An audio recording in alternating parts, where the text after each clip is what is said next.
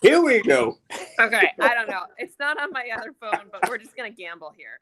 Yeah, let's gamble. All right, let's start with a little dead space, and then we'll kind of get back into it. Okay. As soon as I stop laughing a bit. Best episode ever. Yeah, right. You are listening to the No Gimmicks, Just Sweat podcast with your host, Eric Logan. No Gimmicks, Just Sweat is dedicated to hearing the journeys and unique stories behind an athlete's training and what drives them. Get inspired to own your life and make the impossible possible. If you enjoy the show, please subscribe so that you never miss an episode. Also, please take a few seconds to rate the show and drop me a review. Now, let's get started with the show. Hello and welcome to this episode of No Gimmicks, Just Sweat. And today we're welcoming Colleen Bartling. Is that how you pronounce your name, correct? That's right. That G, that silent G gets everybody. The silent G. So how are you doing today? I'm great. How are you, Eric? I'm doing great. Thank you for coming on the show. Thank you for having me. Yes.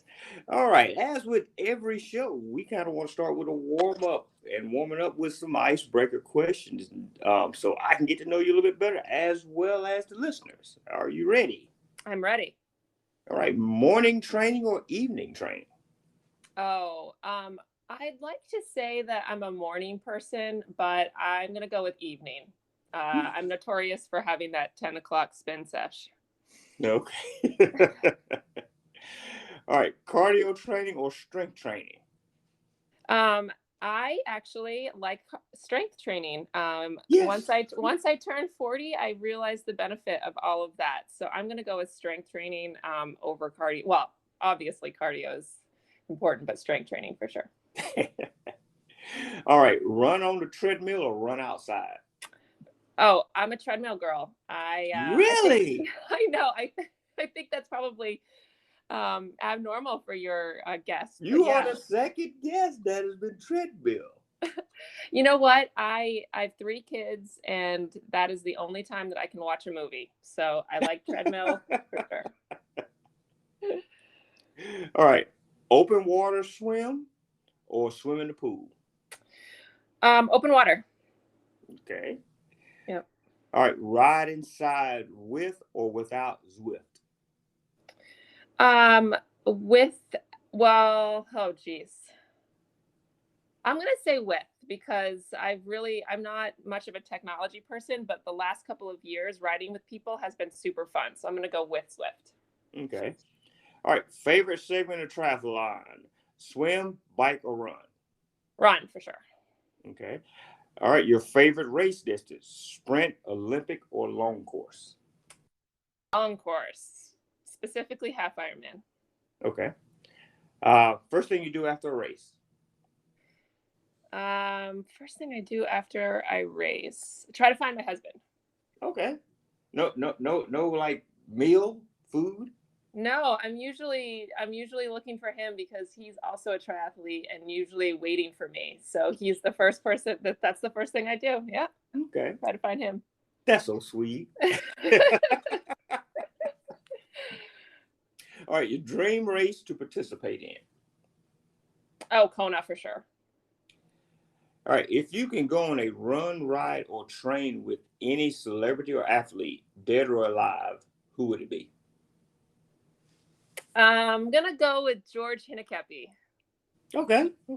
I got addicted to the Tour de France in the age of Lance Armstrong, and I just love George so much. So I'm gonna go with I've done a few charity rides with him. Obviously, I haven't been able to ride with him, but yeah, that would be really cool. Nice. All right, last one. Dream location anywhere in the world that you would like to go for a run or bike ride? I think Iceland.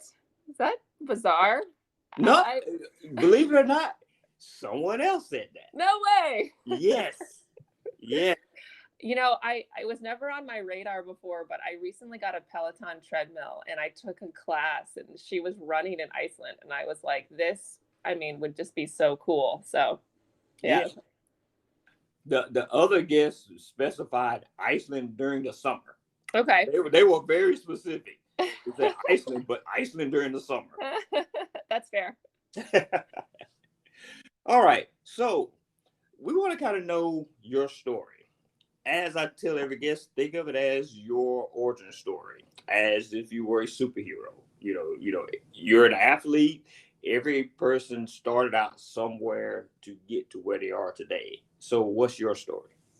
Oh, geez. Well, let's see. I grew up in Vermont, so the beautiful Green Mountain State, and I started running when I was in middle school. At the time, there was only like 5 people on my team because my kids, I have 2 kids in middle school right now, and they have like 105 people on their team. So cross country running has come a long way. Yes. Yeah. So I started running as a way to just, do something. And then that naturally went over to high school. But really what I think where I found my love of endurance, the endurance community, was when I started Nordic skiing. So just by natural progression, everybody who ran cross country also did Nordic skiing in the winter. And so I started doing it. And I don't know if it was just like my amazing coaches, shout out to Len and Nurmeg if you're listening, but or just the community, the fact that we felt like we were these, outcasted misfits. I don't know. It was just an amazing family. So that's really where I was like, I know that I'm going to be part of the endurance community for the rest of my life. So skied all through high school, total typical college student, did like no exercising, really embraced college life. And when I moved to Boston from Vermont, I was looking for people to hang out with, and I found the Boston Triathlon team. And that's really where I was introduced to triathlon at a later stage in life. I started doing like sprints and Olympics. I really had no desire at all to do anything other than that. Because I was, going to grad school, I was working full time, trying to grow my career. But the first year that I was in Boston, I was working in the John Hancock at the time, and it was on Patriots Day. And Patriots Day in Boston is a huge day here. It's like people don't go to work. The Boston Marathon is that day. The season opener for the Red Sox is that day. It's like a total vibe. And so I was working because I didn't know that people don't go to work that day. And I was like, I want to go down and see what the Boston Marathon is all about. I want to be at the finish. That's where the finish is. It's right in front of the building. And I was like, people who do marathons are crazy. Why would anybody want to do a marathon? And just by being part of that experience and seeing how amazing it was, I was just like, I've got to be part of this. I've got to be part of, like, specifically the Boston Marathon. But, if anybody knows about the Boston Marathon, in order to get in, you have to raise a ton of money for great causes, but it's like tens of thousands of dollars that you have to raise. And I was like, I don't know if I could do that. So I'm going to qualify for Boston because I was young and naive and didn't realize how hard it was to do. And so I trained and I ran in the Burlington Marathon, and I somehow qualified for the Boston Marathon, and I ran it the following year. And I was like, at that time, you had to be at the start of the race like 4 hours ahead of time. You're just sitting there waiting for the race to start. They do it differently now. And people were talking about the world majors. Like, what is this world majors thing? And they're like, yeah, if you run the 5 world major marathons, you get this really cool 5-star finisher medal. And only like 1% of the world has it. And I was like, but I want one of those. Because why not, right? I'm in my 20s. And so I said to myself, okay, by the time I turn 40, this gives me like 20 years, I'm going to have my 5-star. And it was so long ago that now they have 6 world majors. They've added a world major. So that's really, like, I would say that's the beginning of my goal setting as an adult endurance athlete, is that I wanted to get this 5-star medal. And then of course I went to grad school. And I did 2 IRONMAN and started to grow my career, and just kind of forgot about this goal. And I woke up and I was 35, and I'm like, oh my God, I have 5 years and I have 3 more marathons to run. How am I going to do this? So anyway, I ended up running London last marathon. I'll ask you, do you know the 5 world major or the 6 world major marathons? So we are back again after some slight technical difficulties. Technology, you have to love it. Yep. So when we left off, we were talking about world majors, and I was answering New York, Chicago, Boston, Berlin, Tokyo, and London are the world majors. That's right. Good job. So London. So I ended up running New York, and Chicago, and Berlin, and then London was my last world major, and I turned 40, and then 10 days later I ran it. So I consider that a total win in terms of my bucket list, and I don't really care that I didn't get Tokyo, because in my head I got the 5-star. Yeah. But haven't they added a new one, like South Africa? Oh no! I don't know. Yes, I think they've added a new one. Oh God, they're just making it harder and harder. Yes. Well, I think they're in the process of getting it approved to be added. Yeah. As a new one. That makes sense. I mean, you got to continue to push the envelope, I guess. But yeah. So after London, I realized, my husband and I were like, okay, we can get back into this sport that we love so much. Our kids are older, they get it. It's good for them to see us setting goals and accomplishing them and leading healthy, active lifestyles. So we both signed up for an IRONMAN. He signed up for Lake Placid, and I signed up for Arizona, and we were training, and we were like, we need help here, man. Like we are busy people. We are two totally different athletes. We're not young anymore. Downloading an intermediate plan off the internet is not going to cut it anymore. Right. So we hired TriStar Coaching, who's been amazing. And it's really opened our eyes to how intricate training is. Everybody's different. My husband and I have 2 totally different bodies and an actual history on our bodies. Heart rate training has changed our life. And in 2021 was our first racing year, because obviously 2020 didn't really happen in terms of in-person racing. And we were both, every race we did, we had a personal best in whatever race we were doing. So I think that just goes to show you age is just a number, and you can get fit and faster if you do it smart. And yes. So that's brought me up to today. Yes. Age is nothing but a number. And it's a mindset. If you think you're old, you're gonna feel old. Yeah, exactly. All right, so let's I want to go back. Something that you mentioned earlier, even before we had the technical difficulties. I know, and I was just bragging about how high tech I felt. So you mentioned Nordic skiing. Yeah. I've heard of it, but what is it exactly? So people call it cross-country skiing. Okay. So Nordic skiing is just another term for it. And there's 2 different disciplines. There's the classic, which is what most people know, where you're kind of putting your skis, you're sort of shuffling one in front of the other. And then there's skate ski, which looks like you're skating, but you're on skis. So 2 different disciplines, both equally hard in their own right. Okay. Yeah. Okay. Amazing. What's that? I say you learned something new.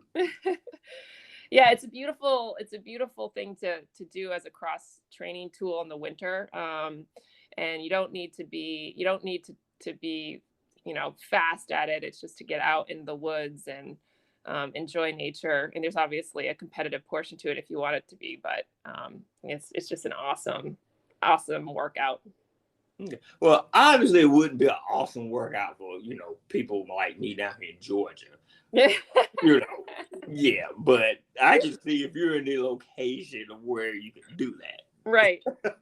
New England, Vermont is a good one. Yeah. All right, so let's go back to training. So how you've kind of mentioned that you have a coach, have used a coach for training, but what does a day or a week of training for you look like?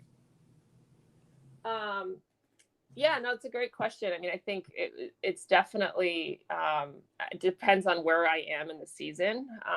So I guess my base hours would be like 8 to 10 in the off season of things like just low impact, endurance, quality miles on the bike, running and swimming. And then it can get up to, 20 plus hours if I'm training for an Ironman, because you're spending 6 hours on the bike or 3 hours running, so there's a wide range. Right now it's just real light off season stuff. So Yeah. So how do you manage that when you say 20 hours and as a person who trains, I understand, how you can fit that time in. But for a lot of other people, when they hear, 20 hours a week of training, I don't think I can manage that. So how do you fit that in there? Yeah, I mean, I never was able to really in a way that made sense until I hired a coach. My coach is really good at sort of time management too.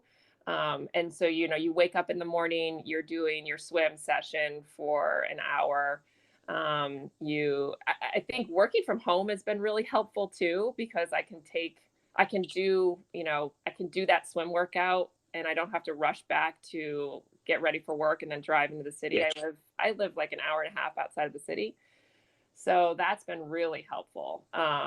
And so you're doing, your morning workout, you maybe lift or do some kind of strength training in the afternoon, and you do a second workout at night. So you're working out like 3 hours a day, but it's sort of broken up in a way that's manageable, and they're not all very long. And so you can take away, it's a good excuse to step away from your computer for a little bit, just to kind of get yourself into your workout routine. So are you saying that you are doing proper time management? I'm throwing my chin as I say that. Yes, proper time management. Yes. And I joke, and I say that jokingly because, people ask, you're training all the time, you're working out all the time. And is that, I look at things, during my day that are where I was wasting time, which just had time that I wasn't doing anything, productive. And yeah, if I could fit in 30 minutes, 45 minutes, 60 minutes just to do something that is, that is beneficial to my health, then, it's not wasted time anymore. right. Exactly. Like you were just saying when we first started chatting, you're like, I can get 3 miles in. That's what I'm going to do. And that's what you did. Right. Yeah. And I think it helps too to have a coach and my husband as people who I have to report to. Yeah. I mean, jealousy runs big in this house. And if I see my husband working out, I'm like, I got to work out. Competitiveness. Yeah, that's it. It's not jealousy, it's competitiveness. Right. Yes, you want to use cricket. When he's listening to this, you don't want to wait, you're jealous of me? Yeah. So that's been super helpful to, look at Training Peaks, which is the program that my coach uses to upload my workouts, and seeing, anything red is like, I hate that. So I try to avoid the red circle as much as I can. Yeah. So. All right. So I know, even though, as we've 2 years passed, even though it doesn't seem like it was that long ago, Yeah. but 2020, everything just went, blew up. The world shut down, and we went into a pandemic. How did that affect you as an athlete? Yeah, it really, really bummed me out. I had just started working with my coach. I had huge goals, and and I couldn't do any of them. I think I struggled with not having in-person racing. I felt like, oh my God, if I can't do an in-person race, how am I going to evaluate how I'm doing? How am I going to be able to say I'm excelling? And so I had to change the way that I thought about the sport. And it really helped me realize that what I love about triathlon is not necessarily the finisher's medal, though it's awesome to get. It's the training, it's the lifestyle, it's the community. And I think I lost that a little bit along the way. And it really brought me back to my roots, what I loved about Nordic skiing and that team feel of how amazing this community is. And I think that's what I learned and walked away from 2020. Okay. So, you have a lot going on. We're getting back to, I'm doing quotation marks, a sense of normal. Even though something changes every day and almost every week. So, how do you find the balance, and how do you stay inspired to keep doing what you do? People like you, Thank you. it's true. I mean, another thing that I took from 2020 was I think connecting with people on social media, and really finding how many people out there are doing really cool things, and getting inspiration from that, and realizing that there are so many people that love to do this stuff, and we are all just incredible athletes, on all different levels, and that's what continues to inspire me. I'm a little sidelined right now with an injury that I just was kind of ignoring. I think as endurance athletes, we are often in the pain box, and I pushed it a little too hard. Yes. Yeah. And it happens. And so I think right now I'm really finding strength through folks like you who get up and you just get that 3-mile run done, and you have your busy day, and you just find time to have that moment with yourself. And for me, it's not necessarily running right now, it's going to cryotherapy, which you introduced me to, Eric. Yes. Changed my life. Truly has been amazing. I had a session last night. Oh, it was so nice. It's so wonderful. For those that don't know, cryotherapy is a wonderful. Actually, you could probably speak to it better than me. Oh yes, cryotherapy is. Think of it as this is my opinion. It is a much better experience than a straight ice bath, as far as just rejuvenating your body, and recovering from hard workouts. You're pretty much in a chamber, or as we call it, the box. Yeah. 3 minutes and freezing temperatures. Although I have to say, where you go, you have your head out of the box. Mine is in the box. How do you like that?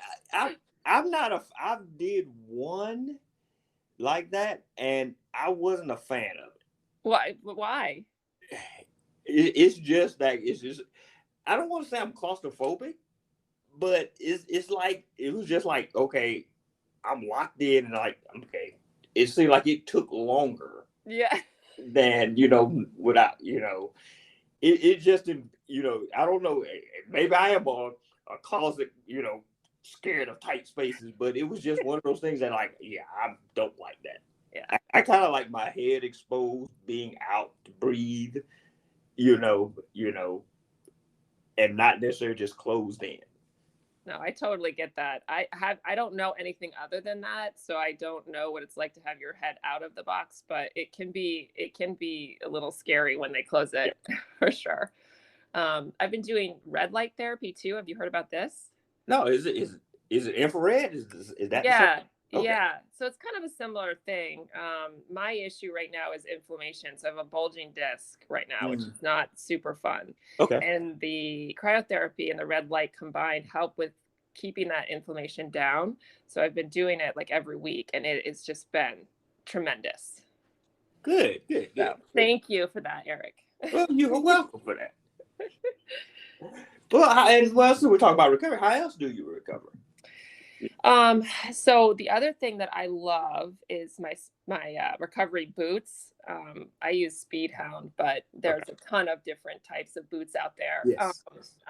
And it has been a game changer for just, you go out for that 2.5 hour long run in particular, and your legs are just toast after, and you just pop those boots on, for a half an hour while you're having your recovery drink, and the next day it's like you only ran for 5 miles. Yes. So. I have the Air Relax boots, and at first, I know a lot of people are like, oh, that's a lot of money for those. You can, like I said, the Speed Hounds are fairly affordable. The Air Relax is fairly affordable. And it's a worthwhile investment, in my opinion, that if you are a serious athlete, you're regularly, running, you're regularly doing endurance sports. To me, it is a worthwhile investment. It pays for itself. Wholeheartedly agree with that. And the other thing that's super cool is just going back to the difference between me and my husband is, these boots fit both of us. So it's like amazing because he just adds the extension on and we can both use it. Mm-hmm. So just to your point on the investment, I mean, we're two athletes using one set of boots. It's like, it was just, and as you get older, your recovery just doesn't happen as fast as you want it to. So yes. all the gimmicks help. Yep. And that's why I tell people when they ask is that, my rest day, I say I am completely lazy on my rest day. I do not do anything. I mean, I just sit around and watch Netflix.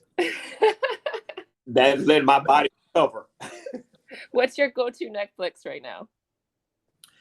Honestly, there's nothing there. I'm being, with the pandemic and everything and being home more, we've watched everything that we've wanted to watch. And it's like, there's really nothing on Netflix.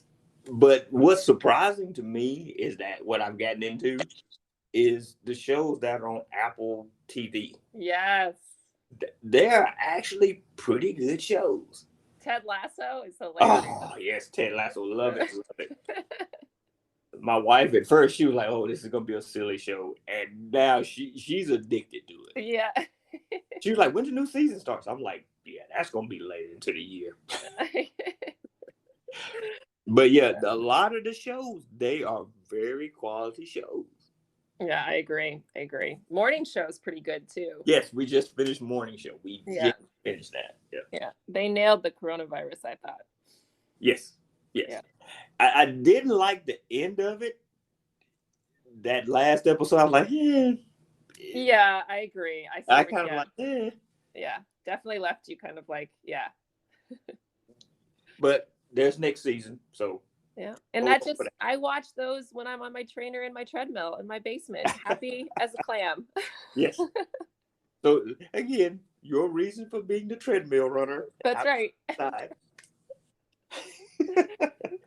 All right, so let's kind of get into a little specific things now. The kind of the things some people like to hear about. So, what's your go-to running shoe? I'm really big into Hoka.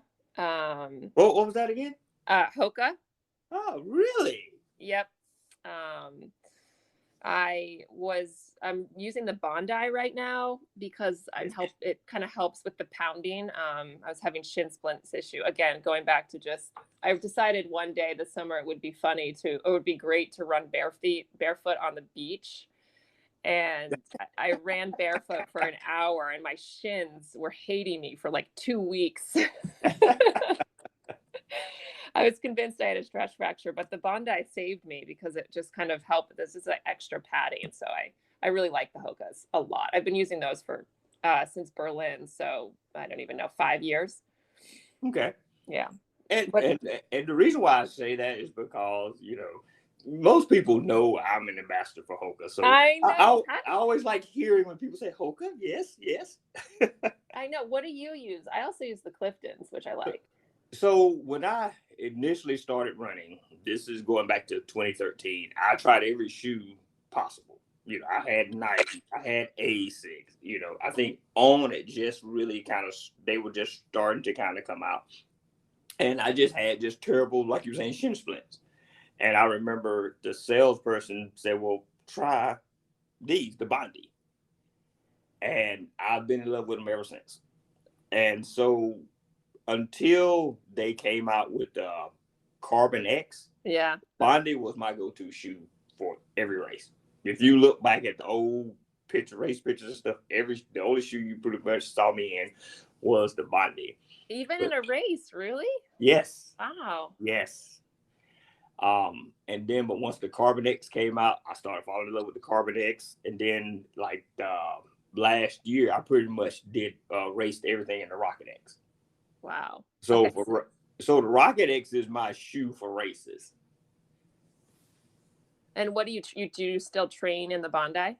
I'm training the Bondi now, and I have the Bondi X, which is the one with the carbon plate. But the main reason I'm training for it is that I have an upcoming half marathon. Okay. So I haven't ran a half marathon since February of 2019. And I was going to try to run it in the Carbon X.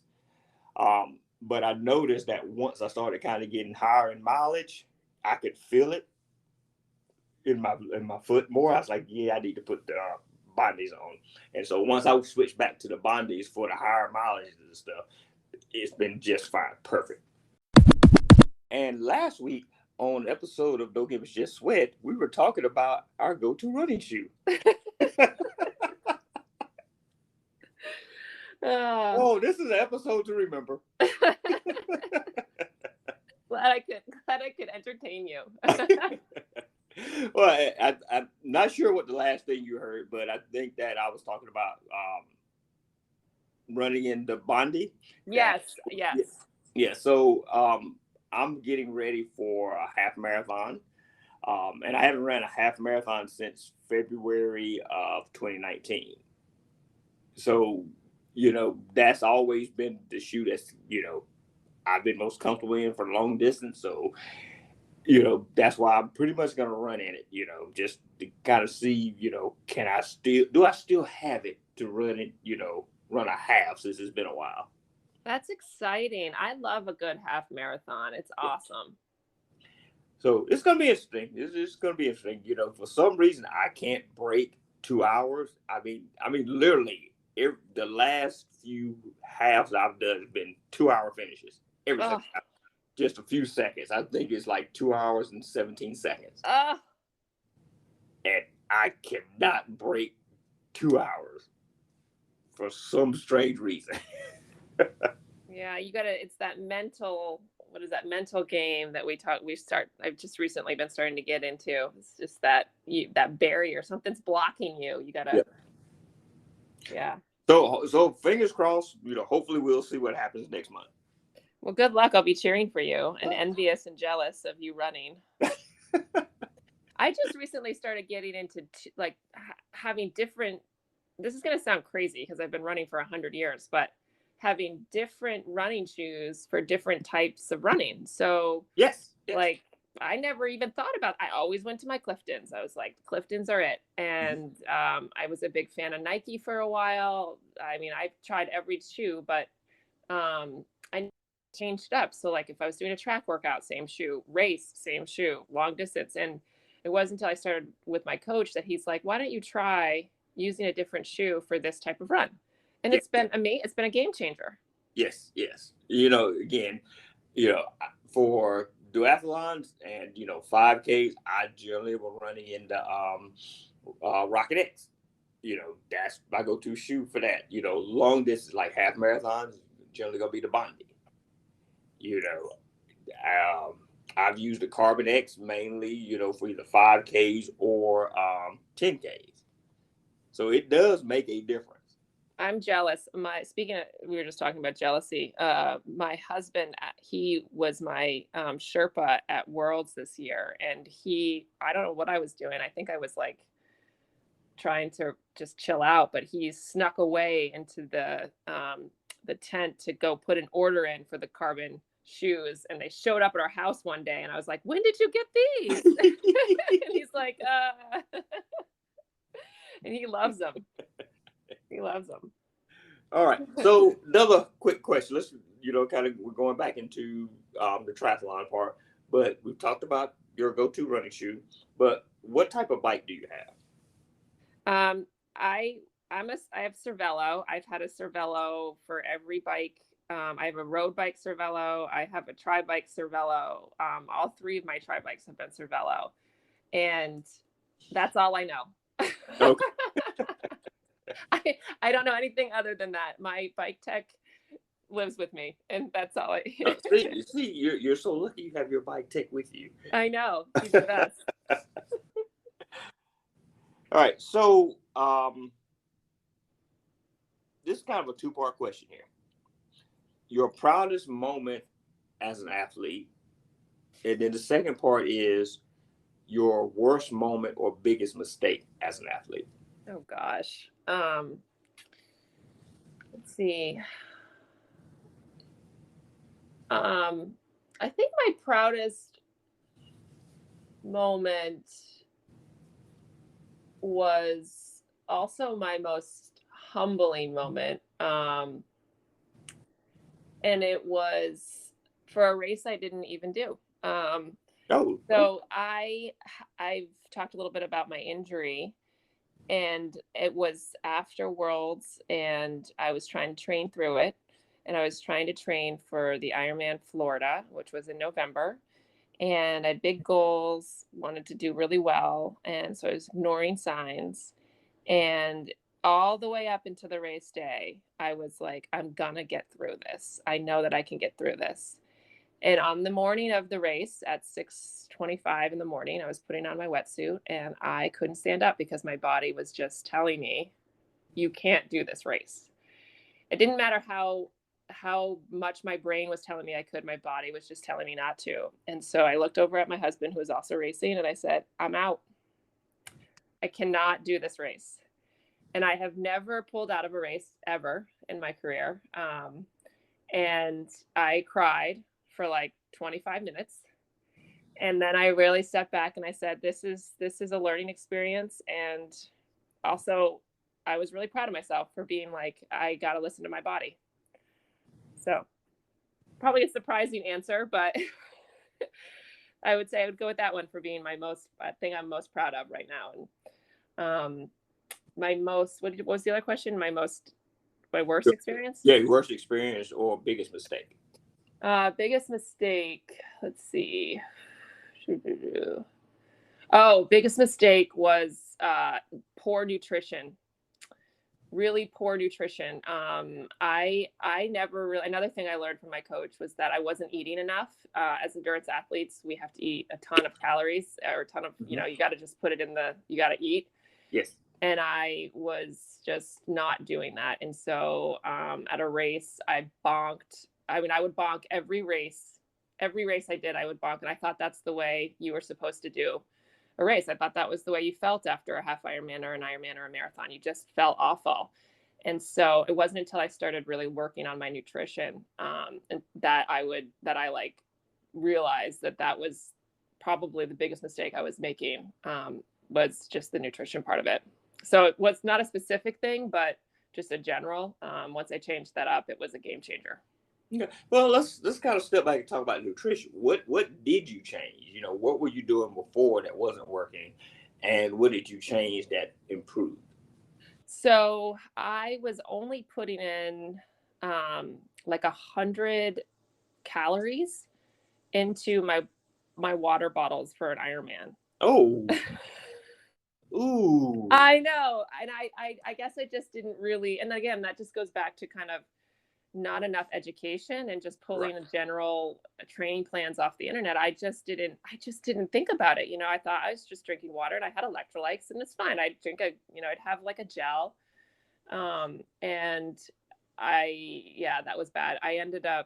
It wasn't until this year that I ended up I think I put 290 calories into each water bottle, and you almost feel full, because it's just so much.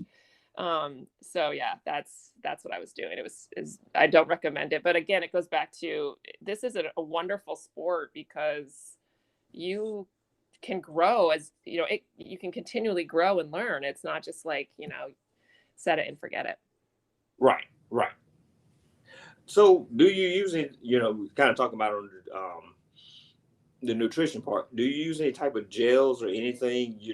Again, an Ironman is a long race, so you have to kind of keep going, have something that will help you keep going. So what else do you use for nutrition and fuel race? Yeah, so I use Noon really for my electrolytes, and I just love Noon. I used to use Gatorade, like Gatorade, and it just wrecked my stomach. I mean, it just did not work well for me. It doesn't do that, which is great. And then for the gels, I use a mix of Honey Stinger. I love the waffles. Love the waffles. Yes. And the bars, the cracker bars, I love those. Yes. And then I just recently started getting into Power Bar gels, the hydro gels. Mm-hmm. Those things are awesome because they have water already in them, and so they just kind of like go down really easy. They're not super sticky. Right. So those are kind of what I just started recently doing. I shout out to Sam Long for that, because I didn't really even know anything about that until he started talking about it, and they're awesome. Yes. I've never been able to get into gels, but I do energy chews. Oh yeah, you like that? Yes. I guess, again, growing up as a kid, I've always been a fan of Starburst. Do not give me Starburst. I will sit there and eat the whole bag. Yeah. It's great. Because I am one of the few people that remember there was a green Starburst. Oh, yes, yes. People do not realize that. I said, Starburst used to come in a white pack, and they used to have lime. So I am telling my age now. That's all right. I remember those. Yes. I get why you like it too, because I think it just changes it up, right? Like it's just something to concentrate on. Yes, the Honey Stinger Energy Chew, that popping those in, works just as good for me. Yeah. I know everybody's different. I mean, you got to find what works. It takes a lot of practice. Yeah, because I remember years ago when I first started running, it was at the Peachtree Road Race, and and I was like getting the energy jelly beans. Yeah. I remember a runner, and I guess it was an elite runner, an African runner, and he was like, no. He said, just gummy bears. I was like, what? He's like, gummy bears. He said, what you get, the little Harpo gummy bears? He said, this is all I use. And I never thought, I was like, you would think like, elite runners are probably using the best, scientifically proven things, for energy and stuff. And he's like, gummy bears. The Harpo gummy bears that you that is so funny. I mean, it's just like the Harpo gummy bears that you see when you're checking out at the store. It's like right there with the gum and stuff. I'm like, really? Yeah. Whatever gets you through. And I was like, who would have knew? All right.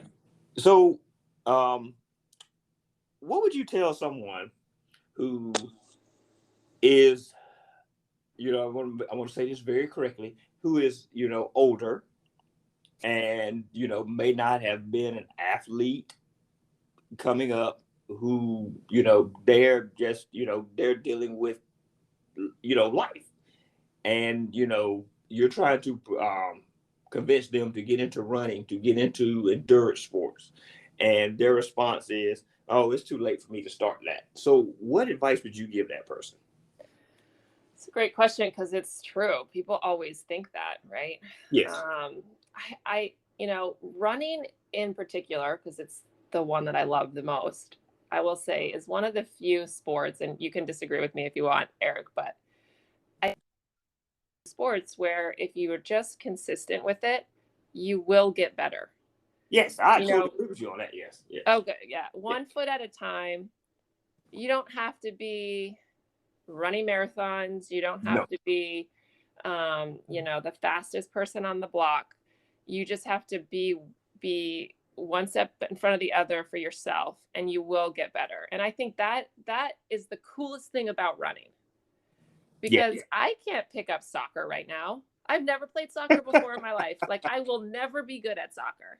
I'm 5'11". People think I should play basketball. I'm like, hand-eye coordination on those sports it's just not for me. But running, I can do. and I don't need anything but my 2 feet. And so I would say to anybody that's just saying, I can't be a runner, I can't get into that, I would say, just try.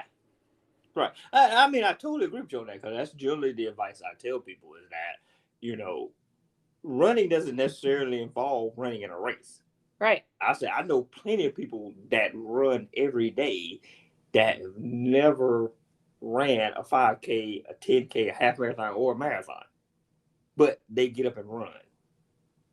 And just because they do it, they're not trying to be super fast. A lot of them don't even have some type of sports watch that they wear. They just get up, I'm going for a run, and that's it. Yeah, it's not just people that are older, it's younger kids too. I'm on the board of directors for an organization called Girls on the Run, and the purpose of it is to teach girls, specifically girls who are ages in 3rd grade through 8th grade, that you can lead a healthy, active lifestyle. And it doesn't mean, just to your point, you just have to when we run around the bases on a baseball team, on a baseball field. Our active meetings are, creating fun relays with each other. And it's not about, running a marathon. It's just getting up and being active. And that's the important thing to tell people, that, movement is medicine, and it doesn't matter what you're doing as long as you're moving. Yes. So. Yeah. Perfect. I could just say it myself. It's all about being active and moving. Yeah, that's right. All right. So you have a time machine.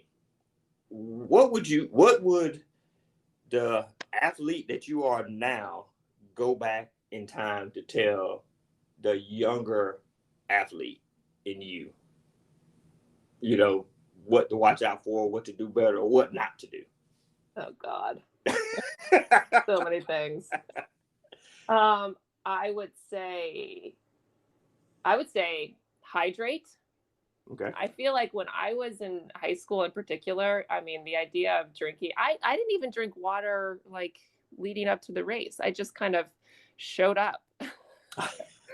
I try to tell my kids every day, they give me a hard time about it. I'm like, hydration is the key to keeping out sicknesses in your body. Bring a water bottle in your bag every day and drink. It's like so important. It's crazy. So I would say that. And then I would also say to find somebody who is an advocate for you, like a coach or a significant, like a partner, somebody that you can really, because I didn't have that, for a really long time. And it was really hard to motivate. I mean, you could be the most motivated person in the world, but if you don't have somebody that's your cheerleader, it's really, really hard to continue that. And I would just say, I would just encourage people to kind of try to find that one person. Yes, definitely. My 2 things, I guess, to my younger self. I wish, although I have to say, I like being this age. I do too. Yeah, I wouldn't go back. No. All right. So what is a non-running or non-athletic fact about you that most people don't know? I play the clarinet. Oh, okay. I find out such interesting things when I ask that question to people. Yeah, I guess not a lot of people know that. I was very big into music when I was in high school, and I played the clarinet. It's just a great outlet, and it kind of feeds that other side of my brain, Okay. Yeah. See? Fun facts. What about you? What's a fun fact about you? Fun fact about me. A lot of people do not. I have so many fun facts. One thing a lot of people do not know is that originally I was an art student. Okay. Went to school on an art scholarship and everything. And then life happened. And I need to get a job and stuff. I know. It went in a totally different direction. Isn't it funny how that happens? I went to school for landscape architecture. I wanted to make sustainable golf courses, and now I manage money.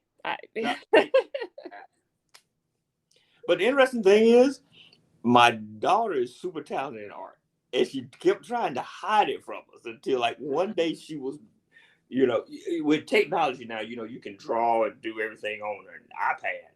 Yeah. And she was drawing. I was like, wait a minute, you draw? And I mean, it was a beautiful piece of work. And she was like, yeah. And I'm like, you never showed us this. Oh. Like, okay. I love that. I was like, okay. And I'm sitting here like, I'm calling my wife like, look what she did. Look what she did. So it is genetic. She was a senior in high school at this time. I was like, look. You know, you would think that we were like a little child who learned how to walk for the first time. You can live vicariously through her. Yes, definitely. Yes. All right. So what's next for you? You got any thing you're training for, getting ready for? Sadly, no. I am just trying to heal properly and continue with, you know, just the process of healing. And I'm hopeful that I can get something on the calendar for the fall. So my race that I want to do is 70.3 Atlantic City. So I would say if I can race, that's going to be what it's going to be. And but I just want to be able to get healthy again. Okay. Again, that's my goal. Again, it's knowing your body. Yeah. That's what's important, knowing your body. That's right. I have to tell you, it's been mentally challenging, this injury. A lot of injuries that we get as athletes are definitive, right? You have a stress fracture, you have stress, you know, you have shin splints. With a nerve injury, it's, for those of you that are listening that have had this, it's tough. It's because it's like, you never know when it's going to end, and you have to be really diligent about taking care of yourself. So it's been very mentally challenging. But again, I've got an awesome coach and a really great support person, and my PT is amazing. So that all helps. And I've got cryotherapy. So yes. Yes, cryotherapy. Yep. All right. So any last words you want to share with the listeners? No, I would just say thank you, Eric, for reaching out to me. And I'm really looking forward to being on Team Varlo with you this year and encouraging you and cheering you on. And I hope that everybody listening finds something out of my relatively boring story. It's not boring. It's not boring. Very interesting story. Yeah. This, with everything that's happened as we've recorded this is going to probably be one of the best episodes. Oh my goodness. Oh yeah. I don't know. But again, Colleen, thank you for coming on the show. Thank you, Eric. It's been a true pleasure. All right. And if anybody wanted to get in contact with you or follow you, how can they do so? Yeah, so I'm on Instagram at 3 Discipline Life, and you can follow me along there and share the journey. Great. All right, again, Colleen, thank you. Thank you, Eric. All right, have a great day. Okay, you too. Thank you for listening to this episode of the No Gimmicks, Just Sweat podcast. We really appreciate everyone who tunes in each week. If you enjoyed today's show, please support us by subscribing, rating, and reviewing the show wherever you listen to podcasts. And remember to tell your friends about the No Gimmicks, Just Sweat podcast, so we can continue to have awesome conversations with everyday athletes just like you. Until next time, have an amazing week.